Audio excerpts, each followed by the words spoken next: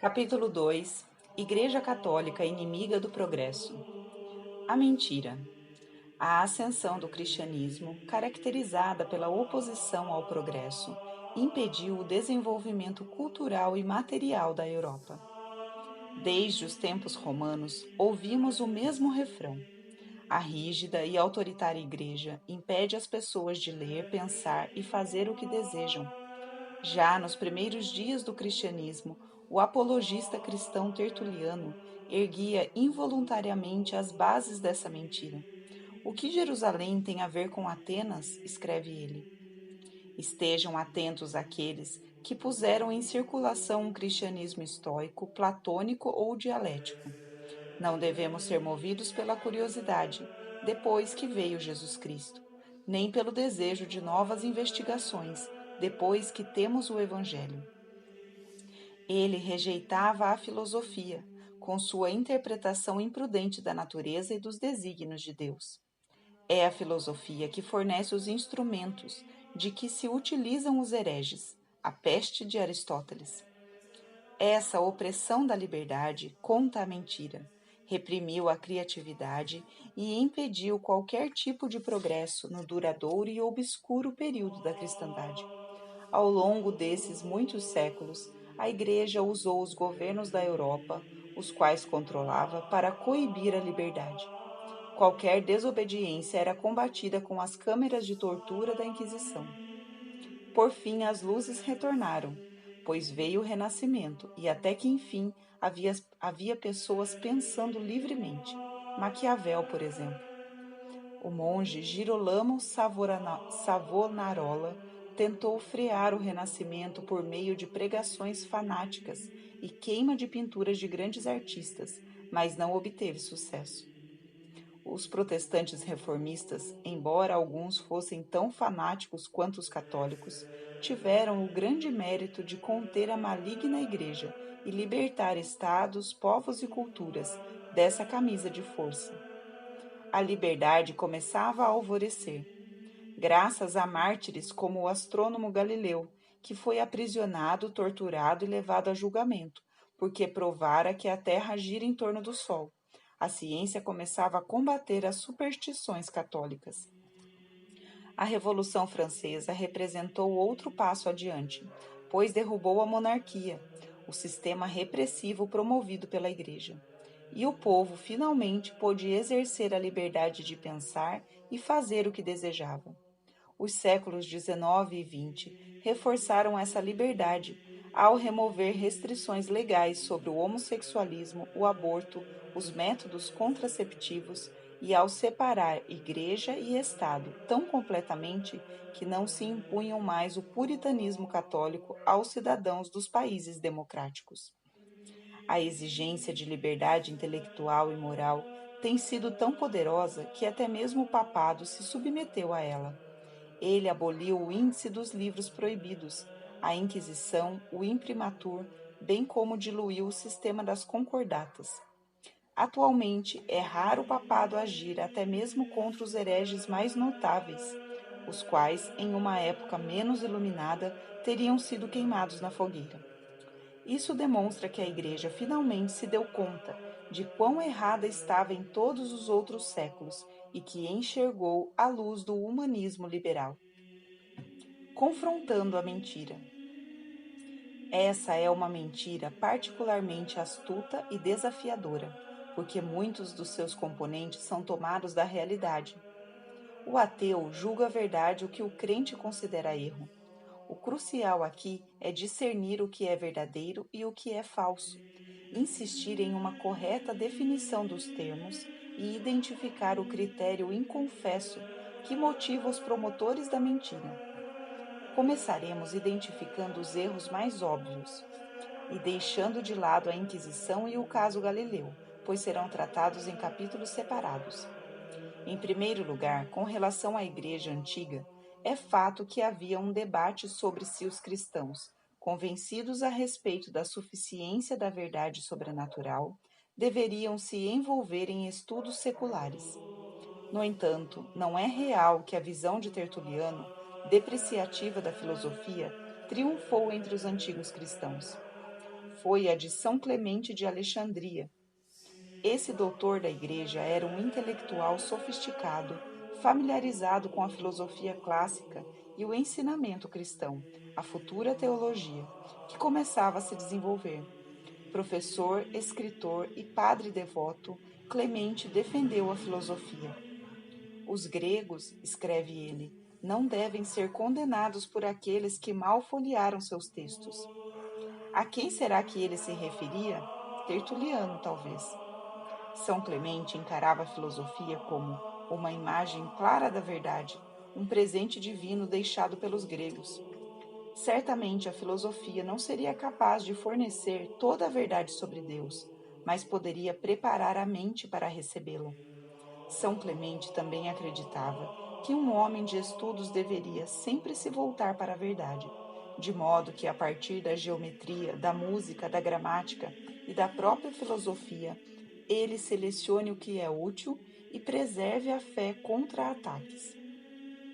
Esse foi o verdadeiro espírito dos grandes pensadores da Igreja, desde aqueles tempos até hoje, e as afirmações de Clemente se tornariam o programa dos estudos cristãos em todas as épocas seguintes.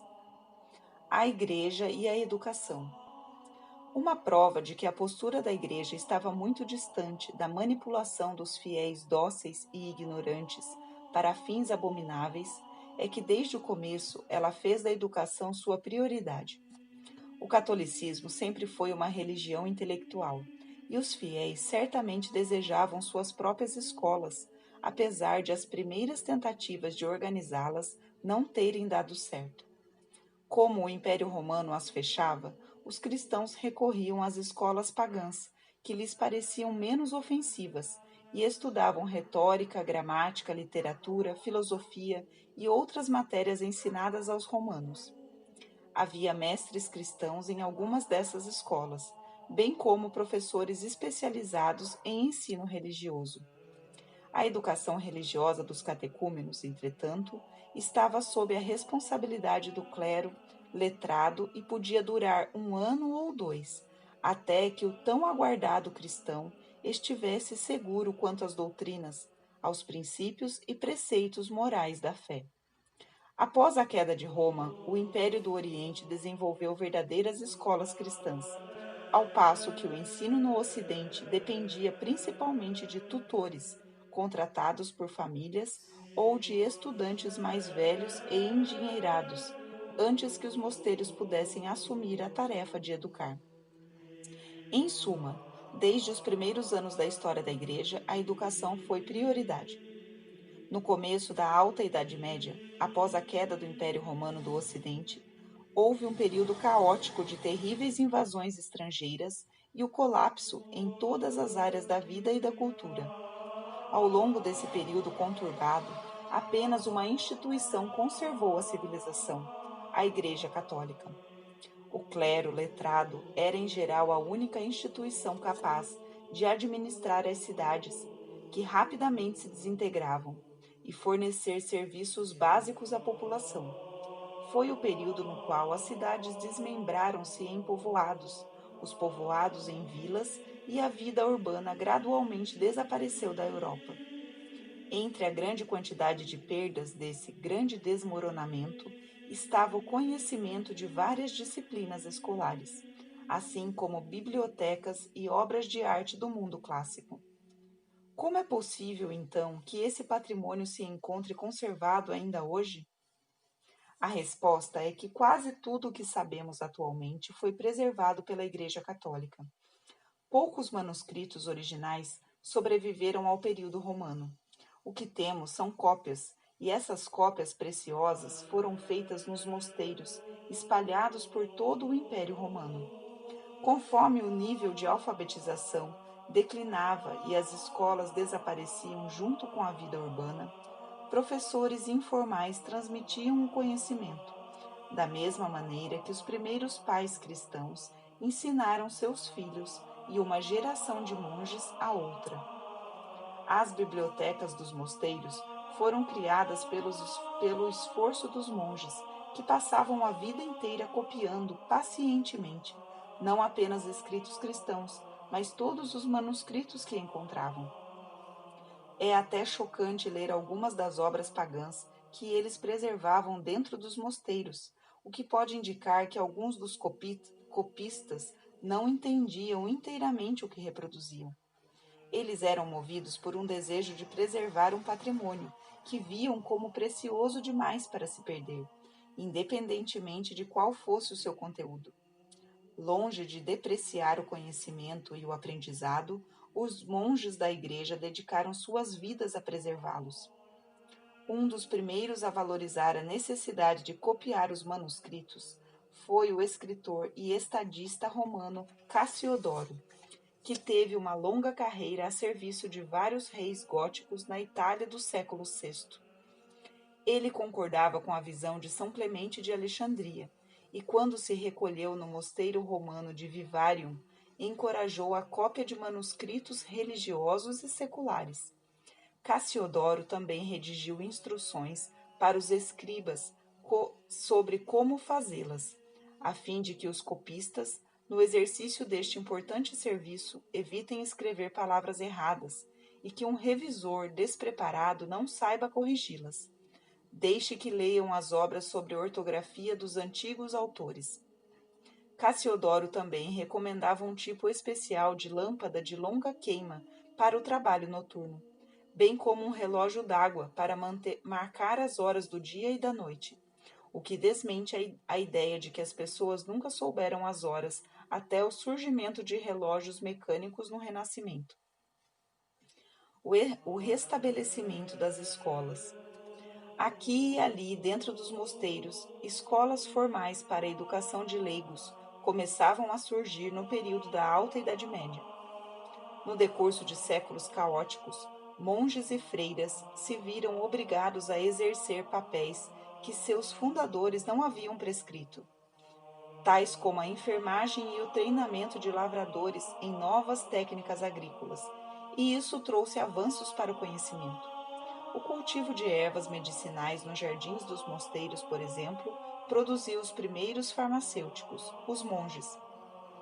Pouco antes, os mosteiros haviam começado a oferecer hospedagem a viajantes desabrigados e a construir quartos para hóspedes nas suas propriedades. Algo mais se tornou necessário. Todavia, no dia em que um irmão abriu o portão do mosteiro e encontrou um bebê na entrada. Logo, conventos e mosteiros criavam enfermarias, orfanatos e escolas. Na Inglaterra, o monge São Beda escreveu sobre métodos de ensino para os mais jovens, e esses métodos provavelmente foram usados nas escolas primárias que o imperador Carlos Magno, no século VIII e início do século IX, estabeleceu por todo o seu império. A própria escola do seu palácio foi dirigida por um conhecido monge e estudioso inglês, Alcuino de York, que empregou homens talentosos de todas as classes e nacionalidades. No final do século IX, quando as invasões bárbaras cessaram, essas escolas monásticas puderam crescer e se expandir. O que se ensinava nas escolas monásticas? Ao contrário do que se poderia esperar, essas escolas não forneciam simplesmente instrução em leitura e escrita ou memorização de orações e doutrinas religiosas. A análise de currículos, até mesmo em escolas monásticas da Alta Idade Média, mostra surpreendente quantidade de ensino clássico disponível nas bibliotecas das casas religiosas. É verdade que durante esse período de incursões bárbaras e poucos noviços letrados, alguns dos textos das bibliotecas foram poucos usados ou compreendidos. Temos uma troca de cartas entre dois estudiosos da Alta Idade Média discutindo o que seria um triângulo retângulo. No entanto, mesmo nos períodos críticos, houve gênios como São Beda, que produziu uma quantidade prodigiosa de trabalho erudito usando textos latinos e alguns gregos. Tudo indica que houve dois tipos de educação monástica infantil: os garotos que habitavam as regiões rurais, circundantes aos mosteiros, aprendiam literatura aritmética básica e o suficiente de latim para acompanhar a missa e entender o credo e outras orações. Eles aprendiam os fundamentos da fé e as habilidades práticas necessárias à sua área de trabalho. Aqueles de vocação sacerdotal recebiam o preparo subsequente que o mosteiro podia oferecer. Muitas vezes isso não era possível nos mosteiros muito isolados, por isso enviavam-se os meninos que desejavam se tornar sacerdotes para as casas dos bispos, a fim de que recebessem a instrução apropriada. Em muitos locais, o preparo que recebiam não era adequado. No tempo de Carlos Magno, havia padres deturpando o latim de tal maneira que diziam as fórmulas sacramentais de modo errado. Carlos Magno insistiu para que se instruíssem adequadamente esses padres e para que os monges que copiavam e compunham os textos, inclusive cartas, fizessem o trabalho de forma correta. Ele comenta em uma de suas cartas, ditada, pois ele, ironicamente, nunca aprendera a escrever, que recebia cartas de monges repletas de frases rústicas e que isso deveria acabar, pois se a habilidade em escrever é pouca, a compreensão da Sagrada Escritura será ainda menor.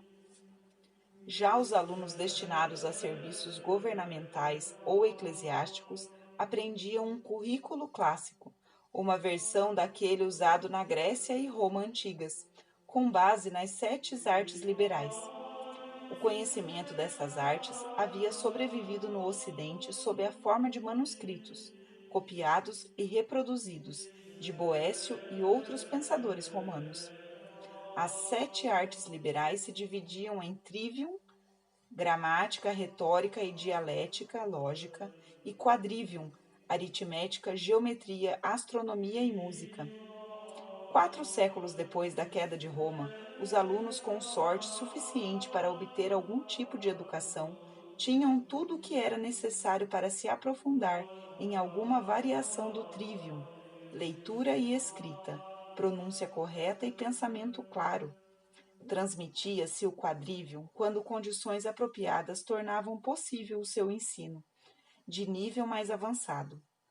O importante aqui é que esta igreja, como em todos os períodos da sua história, estava plenamente comprometida com a educação formal e com todo tipo de ensino. O ensino superior no Ocidente.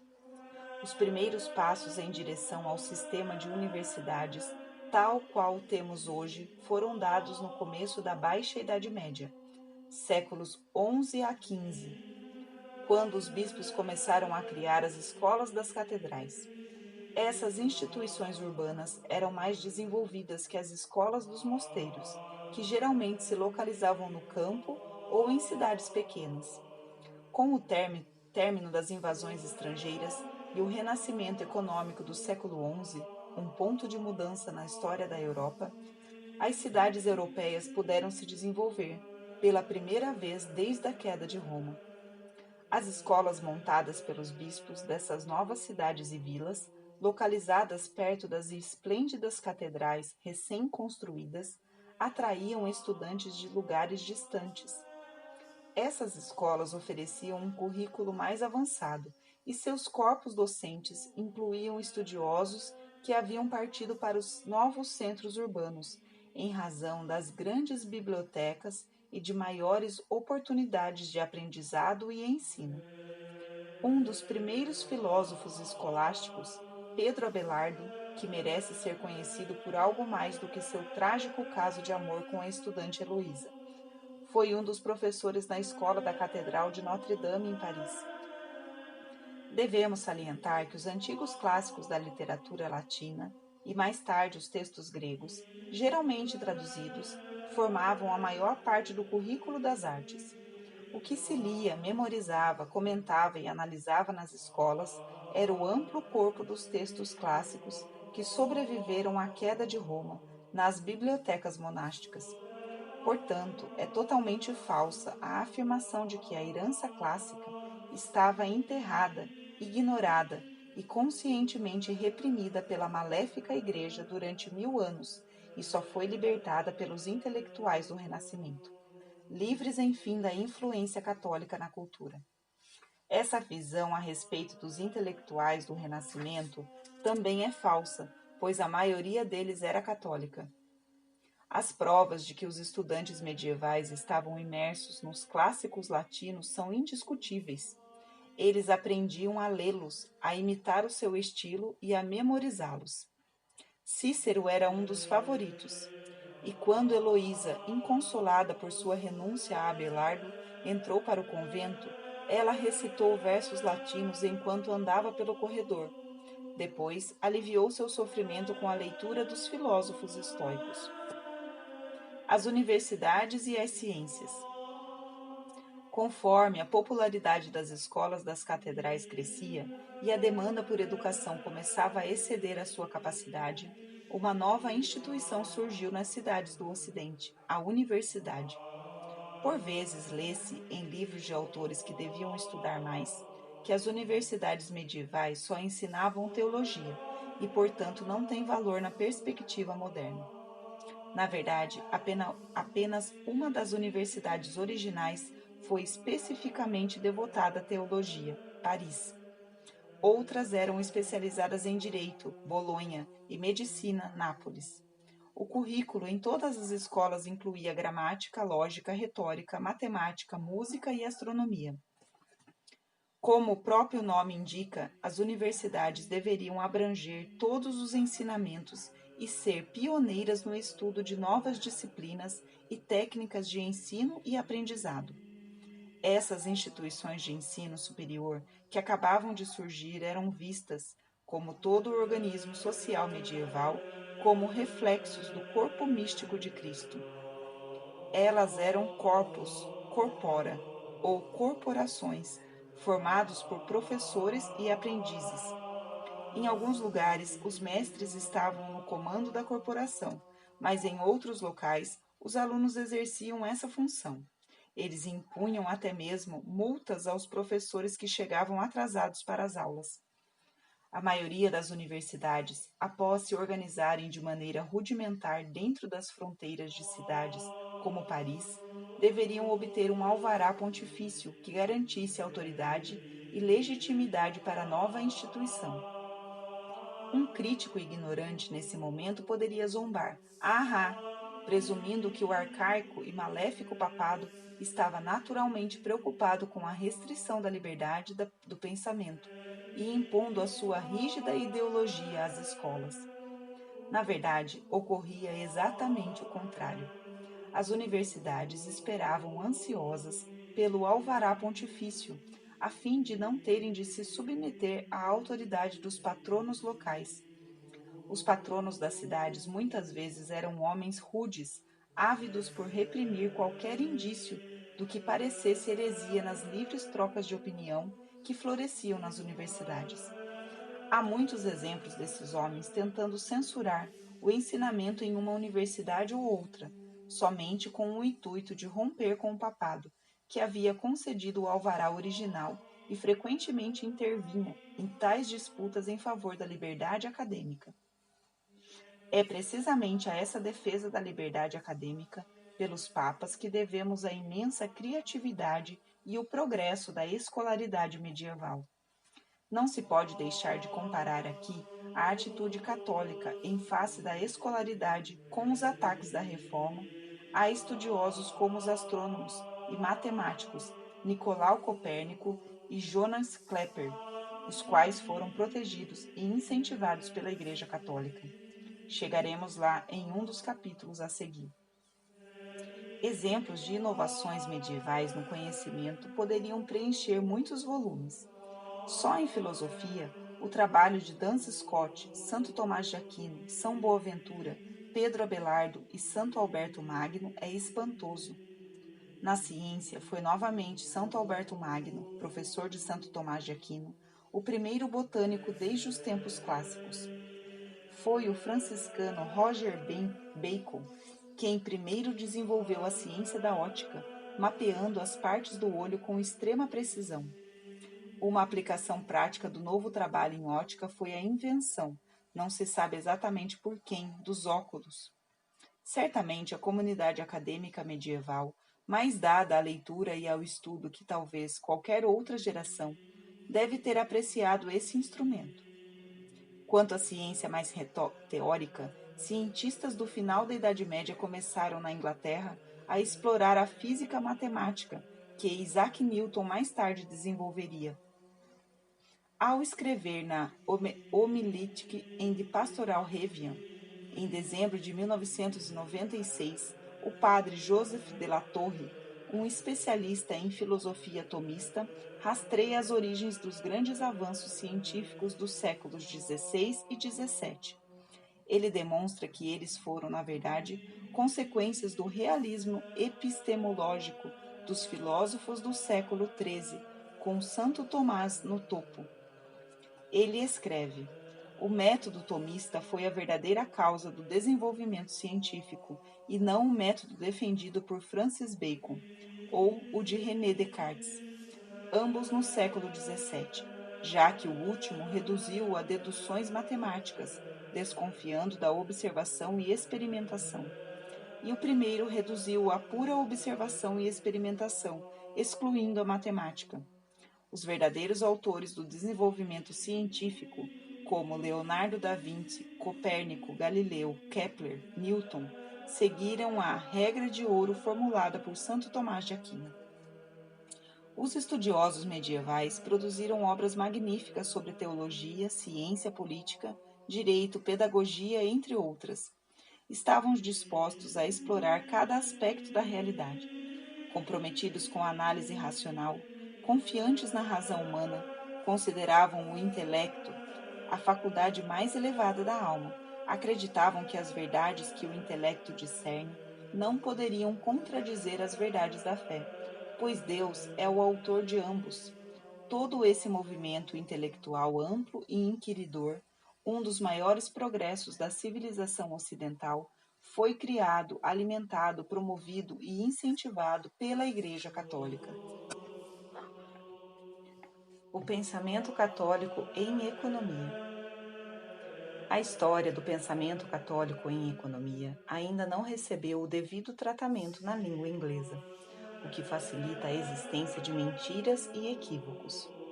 Os pensadores medievais certamente preocupavam-se com temas econômicos, apesar de eles serem relativamente simples até o advento do comércio de longa distância e do capitalismo moderno.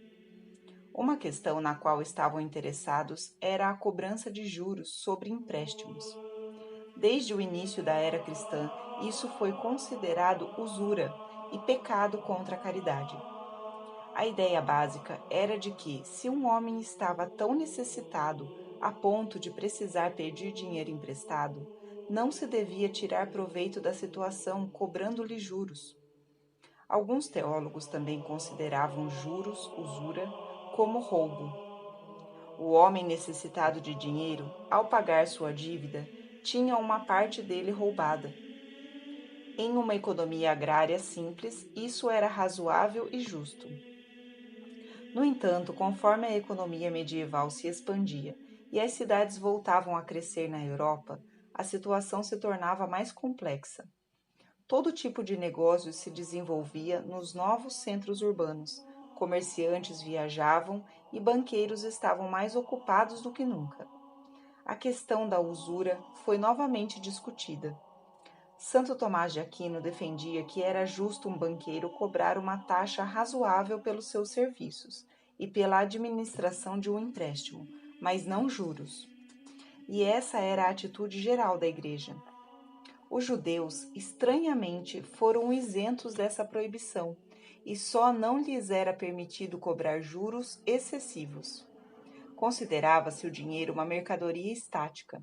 Se alguém ficasse sem ele, poderia pegar algum emprestado, e então o gastaria no que fosse necessário. Santo Tomás de Aquino comparava a cobrança de juros, em acréscimo às taxas do banqueiro, a cobrar de um consumidor uma garrafa de vinho e em seguida cobrá-lo novamente quando a bebesse.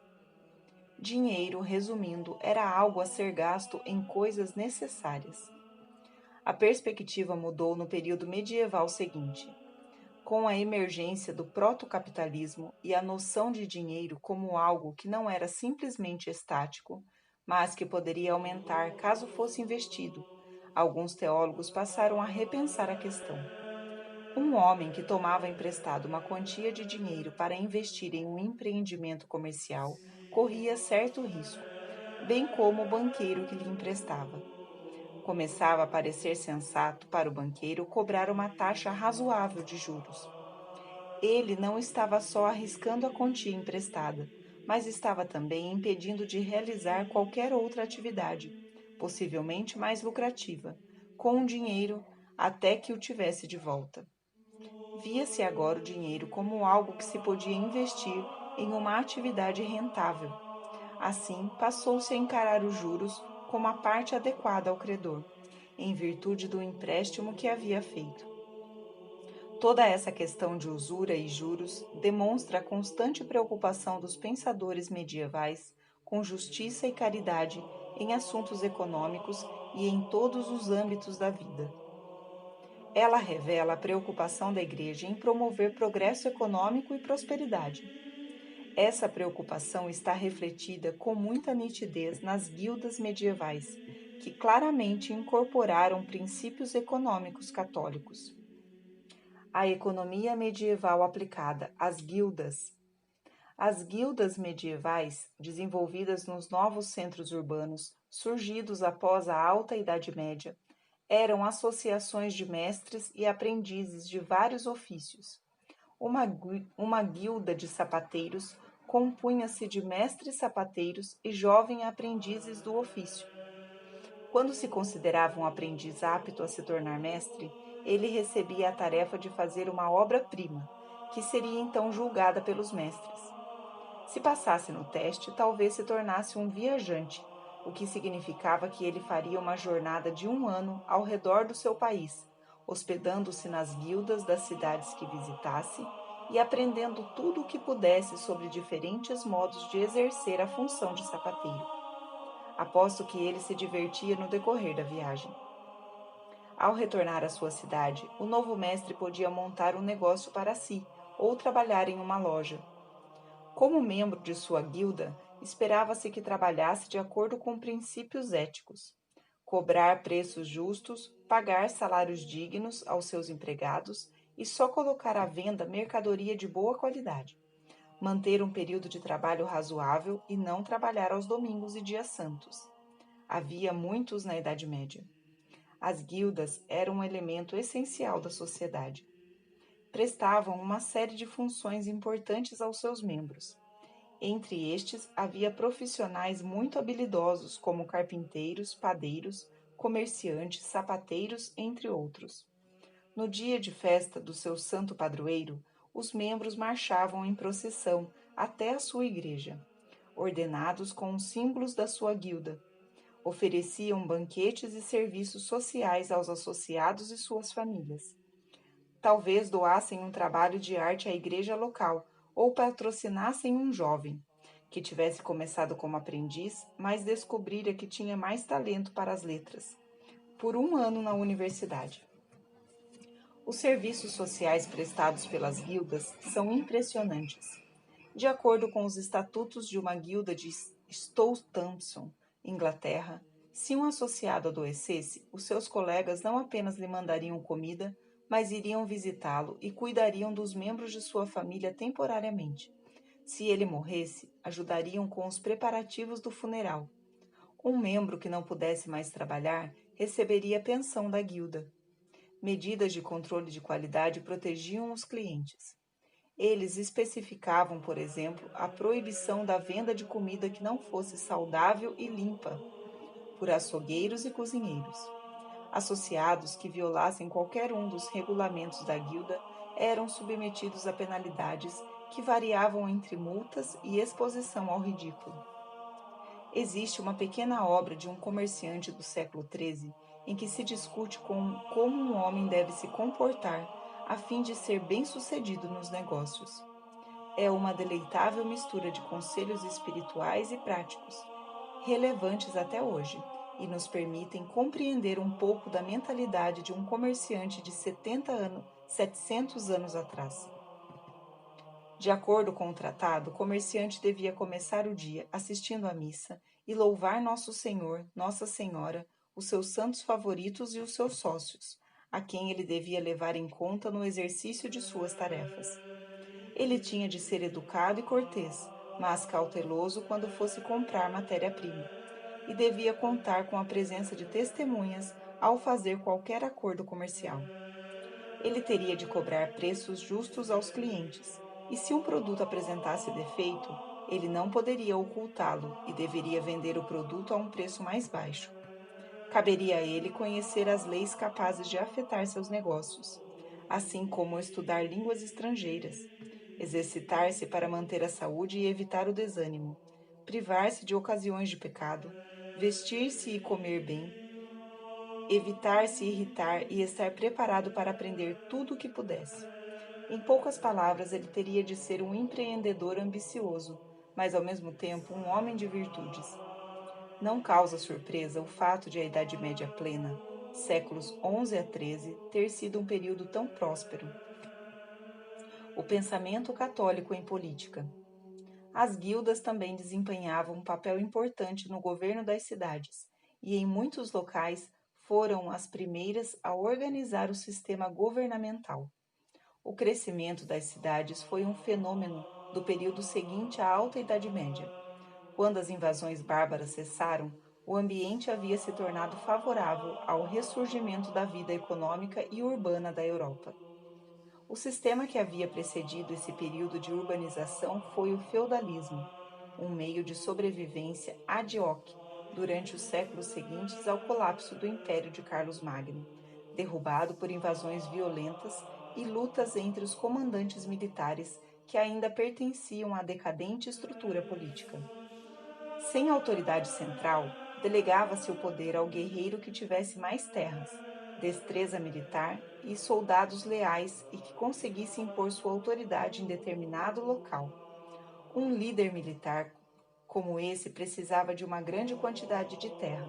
Para os seus cavalos pastarem, a cavalaria era crucial na vida militar feudal, e para alimentar a si mesmo, sua família e os homens que o serviam. O grande número de pequenos fazendeiros residentes na terra do Senhor dividia a produção com ele, em troca de sua proteção. Esses servos estavam vinculados à terra, pois haviam feito um acordo com o senhor feudal para ali permanecerem. Vilas desenvolveram-se nessas terras, e os servos artesãos produziam a maior parte do que se consumia na propriedade. No século XI, no entanto, as cidades haviam começado a se desenvolver e não eram propriedades feudais. Nas cidades livres residiam comerciantes e negociantes que não faziam parte do sistema feudal. Eles se tornaram imãs para outros trabalhadores, entre eles os servos, que supostamente deveriam permanecer nas propriedades em que nasceram. Acontecia com frequência, então, que um servo talentoso, que talvez se chamasse Odo, e que vinha fazendo sapatos para o senhor feudal, os seus súditos, iria sucumbir à tentação de se mudar para a cidade mais próxima e lá montar o seu próprio negócio. Caso o seu senhor, irritado, saísse furioso à sua procura e exigisse que ele retornasse, era educadamente informado de que a cidade tinha um alvará do novo rei da nação, não de um simples senhor feudal, e ouviria também que o ar da cidade liberta os homens. Se um indivíduo conseguisse se sustentar na cidade por um ano e um dia, era considerado cidadão livre com o direito de residir ali. Na verdade, Odo estava quase completamente um ano na cidade, já que o seu senhor havia demorado para notar sua ausência e tivera dificuldade em encontrá-lo. O senhor ia querer levar o caso adiante? Incapaz de atacar as muralhas da cidade e relutante em antagonizar o seu rei, o senhor, confuso, recuaria. Assim, o ressurgimento das cidades marcou o início do declínio do sistema feudal. A monarquia católica. A referência ao rei foi feita anteriormente nos remete a outro grande progresso da Idade Média, o surgimento de estados-nações organizados sob a autoridade central de um monarca. Precursores dos grandes reis medievais existiram durante a Alta Idade Média na tribo dos francos, que chegou a controlar a maior parte do que é hoje a França, a Alemanha, o norte da Itália e os Países Baixos. Um desses governantes bárbaros mais talentosos e dedicados, Pepino o Breve, no século VIII, foi ungido rei pelo próprio Papa. Tal ato introduziu uma nova concepção de governo para nós. Pepino declarou: o Senhor deu o cuidado do governo. O rei já não era um mero líder militar, que defendia seu país como sua propriedade particular. O poder agora lhe era confiado, e ele devia zelar pelo bem comum, pelo qual prestaria contas a Deus. O filho de Pepino Breve foi o grande Carlos Magno, cujo reinado foi visto como um tipo de era de ouro da Europa, sob os aspectos econômico, político, cultural e espiritual. A queda do Império de Carlos Magno foi o que propiciou os 200 anos de invasões, declínio cultural e espiritual, guerras locais e colapso econômico que culminaram na instituição do feudalismo. Por volta do ano 1000, porém, o caos havia se reduzido o suficiente para que a autoridade centralizada se levantasse uma vez mais nas várias partes do antigo Império Carolíngio. Assim iniciou-se a era dos grandes monarcas medievais. Aqui a mente moderna estremece. A monarquia, afinal, não é democracia, e a democracia é o único sistema de governo legítimo aos olhos contemporâneos. Tudo mais, especialmente o domínio de um homem, deve ser ruim. Por que a monarquia, então? Teoria política na Idade Média. Pensadores medievais dos séculos XII e XIII investigaram as vantagens e desvantagens dos diversos sistemas de governo. Santo Tomás de Aquino, ao responder uma inquirição do rei de Chipre, seguiu Aristóteles ao discutir o equilíbrio ideal que deve existir entre uma estrutura social, bem como a estabilidade promovida por uma extensa classe média. Assim como todos os seus contemporâneos e seus antecessores e sucessores até as revoluções do século XVIII, Santo Tomás aceitava a monarquia como forma de governo natural, prática e legítima. Alguns séculos depois, São Roberto Bellarmino escreveu uma pequena obra apoiando a ideia do governo republicano. Longe de ser capturado pela Inquisição por ousar questionar a monarquia, ele foi canonizado, por feitos mais importantes que tratados acadêmicos. O fato é que, em contraste com a mentalidade islâmica e com a religião politicamente correta da democracia, também frequentemente fanática de hoje, os estudiosos católicos do passado estavam claramente abertos ao debate. As autoridades eclesiásticas apenas censuravam as conclusões de um estudioso caso se mostrasse que elas contradiziam uma verdade de fé. Desde os primeiros séculos cristãos, a monarquia foi aceita como reflexo da autoridade e do domínio do próprio Deus. O rei era o representante de Deus na terra, como escreve o Papa São Gelásio ao imperador Anastácio em 494. Imperador Augusto, dois são os que governam este mundo: a autoridade sagrada do sacerdócio e o poder do rei. Em seguida, ele diz que a responsabilidade dos sacerdotes é maior, pois eles respondem a Deus pelas almas. Em assuntos seculares, o clero responde à autoridade secular, ao passo que, em assuntos espirituais, até mesmo os reis respondem à igreja. Essa distinção entre as esferas da igreja e do Estado foi um princípio que a Igreja Católica sempre defendeu. Tal divisão causou atritos ocasionais, mas também gerou uma parceria produtiva, que se revelou uma marca da civilização ocidental. A monarquia católica tinha um papel importante a cumprir. As novas nações que surgiam na Europa, da Inglaterra até a Hungria, precisavam de governos centrais para as organizar, defender e estabilizar, bem como para promover o desenvolvimento econômico, cultural e o bem-estar social. O rei era o responsável por seu povo perante Deus. Caso não cumprisse o seu dever, os representantes da igreja o advertiriam sob pena de sanções espirituais. Em todos os países surgiam também corpos representativos para os cidadãos, como um parlamento nacional na Inglaterra ou as diversas assembleias encontradas em outras nações. para aconselhar o monarca e atender às necessidades dos cidadãos. Os reis também protegiam e apoiavam a Igreja em todas as suas obras. Se houve episódios de atrito entre Igreja e Estado, muito mais numerosos foram os casos de cooperação pelo progresso e bem comum. Nos primeiros estágios do desenvolvimento das monarquias nacionais, alianças entre reis e cidades se formaram.